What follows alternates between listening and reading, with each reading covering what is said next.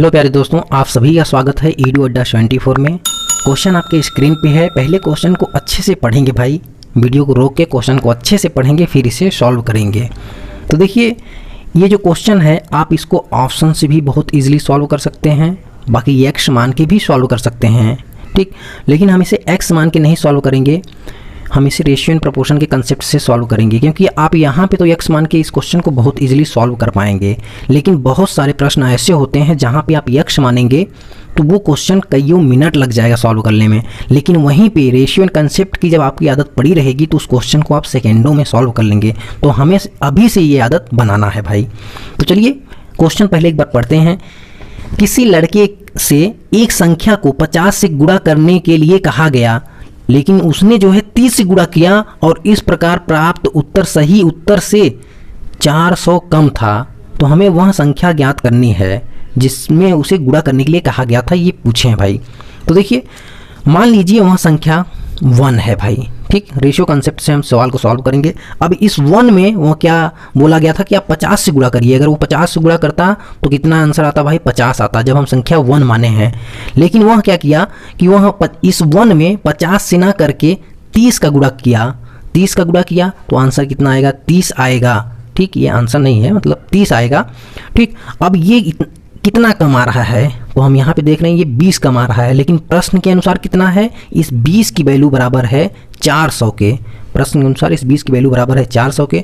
तो हम 1 माने हैं तो यहाँ से 1 की वैल्यू कितनी होगी, मतलब वह एक्चुअल संख्या कितनी होगी? तो 20 विषयम 400, ठीक, 20 होगा। आंसर कौन सा सही होगा? आंसर सी बिल्कुल सही होगा। ओके, आई होप सो कि आपको यहाँ क्लियर हुआ होगा। बाकी आप इस 1 की जगह पे एक्स मान के कर सकते हैं इजीली, कोई दिक्कत नहीं। चलिए नेक्स्ट क्वेश्चन देखा जाए। नेक्स्ट क्वेश्चन है, यदि दो संख्याओं का योग 16 है और बड़ी संख्या का 1/5 छोटी संख्या के 1/3 के बराबर हो तो संख्याओं का गुणनफल क्या होगा, ठीक। चलिए मान लीजिए बड़ी संख्या भाई आपकी b है, हम मान लेते हैं बड़ी संख्या b, और छोटी संख्या a मान लेते हैं। अब ये कह रहे हैं बड़ी संख्या का 1/5 ये बराबर है छोटी संख्या के 1/3 के। या तो आप इसे ऐसे लिख सकते हैं 5a बराबर 3b, ठीक। अब इनके में अनुपात निकाल लीजिए तो a रेशियो b की वैल्यू क्या होगी? अब देखिए, a और b का अनुपात निकालने के लिए संख्याएं कुछ इस तरह से हों तो a और b का अनुपात निकालने के लिए हम क्या करेंगे? जो b के साथ मल्टीप्लाई है उसको a के सामने लिखेंगे, मतलब a की अनुपात हो जाएगा, और जो भाई a के साथ मल्टीप्लाई हो वो b के साथ लिखेंगे हम, तो ये 5 हो जाएगा। इस तरह से लिख लेंगे आप इजली। अब इनको ऐड करिए, कितना आ रहा है भाई? 5 3 8। लेकिन एक्चुअल में प्रश्न में कह रहे हैं संख्याओं का योगफल 8 नहीं, वो कितना है? 16 है। तो मतलब कह सकते हैं ये 8 क्यों आ रहा है? क्योंकि ये रेशियो में है। तो 8 बराबर है 16 के, तो 1 बराबर होगा 8 दूना 16 के। या तो आप कह सकते हैं कि इस 8 में कितने का गुणा कर दिया जाए कि हमें वहाँ संख्या मिल जाए, ये 16, ठीक। अब हमें यहाँ 3 की वैल्यू चाहिए तो यहाँ पे 2 का मल्टीप्लाई करेंगे, 3 दूना 6 होगा, और यहाँ 5 का वैल्यू क्या होगा एक्चुअल संख्या निकालने के लिए? यहाँ भी 2 का मल्टीप्लाई कर देंगे तो कितना होगा? 10 होगा, ठीक। क्योंकि भाई ये यहाँ पे 2 का करेंगे तो यहाँ भी करना होगा एक्चुअल मान निकालने के लिए। तो हमें संख्याओं का गुणनफल पूछा है तो 10 छक्का 60, यही आंसर होगा। आंसर कौन सा सही होगा? आंसर बी बिल्कुल सही ऑप्शन है, ठीक। चलिए नेक्स्ट क्वेश्चन देखा जाए। नेक्स्ट क्वेश्चन है, इसे भी हम रेशियो एंड प्रोपोर्शन वाले मेथड से लगाएंगे। यदि किसी संख्या का 3 गुना इस संख्या के 3/5 से 60 अधिक हो तो वह संख्या क्या है, ये पूछ रहे हैं भाई। देखिए, ये कह रहे हैं किसी संख्या का 3 गुना अगर आप निकाल रहे हैं, ठीक, तो ये जो 3 गुना आएगा फिर उसी संख्या के जब आप 3/5 निकालेंगे उस संख्या का, तो ये जो आएगा 3/5 उस संख्या का वो कितना कम है? वो 60 कम आ रहा है भाई, ठीक। तो हम ऐसी कोई संख्या माने जो 5 से कट जाए, तो हम क्वेश्चंस को थोड़ा इजी बनाने के लिए 5 मान लेते हैं, क्यों? संख्या 5 है तो इसका 3 गुना निकाल लीजिए। चलिए संख्या 5 मान लिए हैं तो आप इसका जब 3 गुना निकालेंगे तो कितना आएगा भाई? आ जाएगा 15, ओके 15। फिर इस 5 का हमें निकालना है 3/5। 5 का 3/5 निकालेंगे तो ये 5 5 कट जाएगा तो कितना आएगा भाई? 3 आएगा। देखिए प्रैक्टिस होगा तो इसको आप सेकेंडों में बिल्कुल लगाएंगे, ये सब नहीं करना होता है, ठीक। अब ये कितना कम आ रहा है? जब हम संख्या 5 माने हैं तो ये देखिए कम आ रहा है 12 3 15। लेकिन ये कहें 12 नहीं, ये एक्चुअली में 60 है भाई। तो 1 की वैल्यू बराबर होगी कितने के, 5 की। तो हम संख्या क्या माने हैं, 5। तब यहाँ से 5 की वैल्यू बराबर होगी 25। 5 की वैल्यू क्या होगी, 25। आंसर कौन सा सही होगा, ए वाला बिल्कुल सही है आंसर। चलिए नेक्स्ट क्वेश्चन देखा जाए। वीडियो अच्छा लग रहा है तो भाई वीडियो को लाइक ज़रूर करें, चैनल को सब्सक्राइब करके हमें जो है भाई मोटिवेट करें, कमेंट करें, आप हमें बताएं कि हम अच्छा काम कर रहे हैं, क्योंकि इस तरह से वीडियो बनाने में मेहनत तो लगता है भाई। क्वेश्चन है, आप इसे ऑप्शंस भी लगा सकते हैं, लेकिन पूरा ऑप्शन अगर सॉल्व करना पड़ जाए तो शायद ये टाइम टेकिंग होगा। दो संख्याओं के वर्गों का अंतर उनके वर्गों के योगफल के 80% के बराबर है। बड़ी संख्या का छोटी संख्या से अनुपात क्या होगा। ठीक है, चलिए इस क्वेश्चन को सॉल्व किया जाए।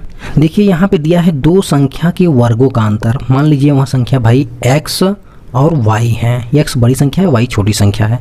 तो इनके वर्गों का जो अंतर है, ठीक, इनके वर्गों का जो अंतर है ये बराबर है इन संख्या का, जब वर्गों का योगफल आप निकाल रहे हैं, इन संख्या के वर्गों का योगफल जब आप निकाल रहे हैं तो इसका जब 80% करेंगे तो ये बराबर होंगे, ऐसा इन्होंने प्रश्न में कहा है भाई। तो देखिए ये कट गया, फिर 2 चौक 8, 2 पंचे 10, ये 5 का गुणा इधर कर लीजिए तो ये 5x² होगा, फिर -5y², ये बराबर होगा 4x² प्लस 4y² के। ओके, तो इसे इधर लाएंगे तो ये कितना होगा, 5 में से 4 निकलेगा तो कितना आएगा 1, मतलब यहाँ पे x² इज इक्वल टू, अब ये 5 इधर जाएगा तो ये ऐड हो जाएगा, तो 5 4 9y²। दोनों पक्षों का वर्गमूल ले लीजिए आप, तो ये होगा x इक्वल टू 3y। अब हमें रेशियो पूछा है x और y में, तो रेशियो आप निकाल सकते हैं, मैंने बताया आपको रेशियो क्या होगा इनका, 3:1। आंसर सी बिल्कुल राइट होगा। चलिए नेक्स्ट क्वेश्चन देखा जाए। नेक्स्ट क्वेश्चन है, दो संख्याओं का गुणनफल उन संख्याओं के अंतर से 24 गुना है।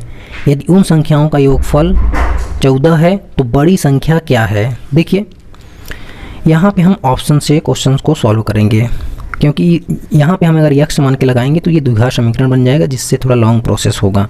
ठीक, ऑप्शन ए में 9 दिया हुआ है भाई, ऑप्शन ए में 9 दिया है।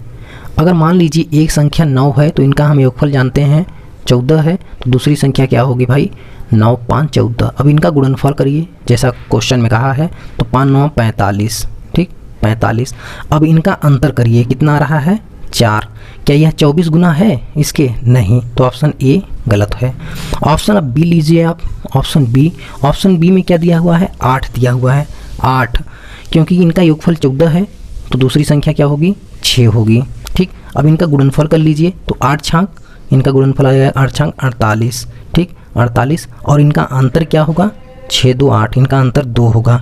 क्या ये 48 इसके 24 गुना के बराबर है, बिल्कुल सही, 4 दूनी 8 और 2 दूनी 4, मतलब ऑप्शन बी बिल्कुल राइट होगा आंसर। ओके, तो आज के लिए दोस्तों बस इतना ही रखते हैं। बाकी भाई वीडियो अगर अच्छा लग रहा है तो वीडियो को लाइक ज़रूर करें, साथ में शेयर भी करें, और चैनल पे नए हैं तो चैनल को सब्सक्राइब करें। चलिए आज के लिए बस इतना ही रखते हैं। Thank you for watching my video.